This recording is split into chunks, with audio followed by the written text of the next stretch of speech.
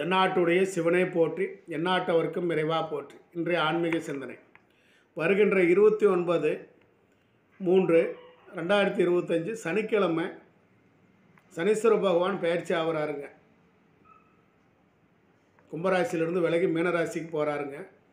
So இந்த பயிற்சி காலங்களில் இப்போ நம்ம பொதுவாக நம்ம வீட்டில் இறந்த முன்னோர்களுக்கு தர்ப்பணம் கொடுக்குறது பார்த்திங்கன்னா ஆடி அமாவாசை, தை அமாவாசை, ஒரு சிலர் மகாலிபட்ச அமாவாசையில் கொடுப்பாங்க இல்லைங்களா. ஸோ அதை தவறவங்க பார்த்தீங்கன்னா அச்சய தேதியில் கொடுக்கலாங்க. அதுவும் தவறவங்க பார்த்திங்கன்னா இந்த மாதிரி கிரகங்கள் பயிற்சி ஆகக்கூடிய அமாவாசை நாட்களில் வீட்டில் இறந்த முன்னோர்களுக்கு தர்ப்பணம் கொடுக்கலாங்க. அவனுக்கு நேரடியாக போய் சென்று அடையுங்க.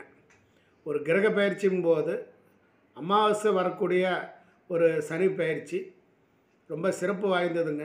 இறந்த முன்னோர்களை வழிபாடு பண்ணுங்க. ஸோ அப்படி வழிபாடு பண்ண முடியாத ஒரு சூழலில் சிக்கி இருக்கிறவங்க என்ன பண்ணலான்னு பார்த்தீங்கன்னா, அன்றைக்கி தலைக்கு குளிச்சு போட்டுங்க. இறந்தவர்களை நினச்சி ஒரு தட்டுலங்க ஜலம் பிடிச்சி அதில் விட்டுங்க, கருப்பெல்ல ஒரு ஸ்பூன் போட்டுங்க, அவங்களுடைய நாமத்தை சொல்லி உங்கள் வீட்டு வாசப்படிக்கு வெளியே நிற்கணுங்க. கிழக்கு சூரியனை பார்த்த மாதிரி நின்றுக்கோணுங்க.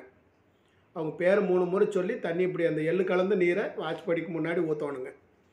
ஸோ அவர்களுக்கு சமர்ப்பணம்.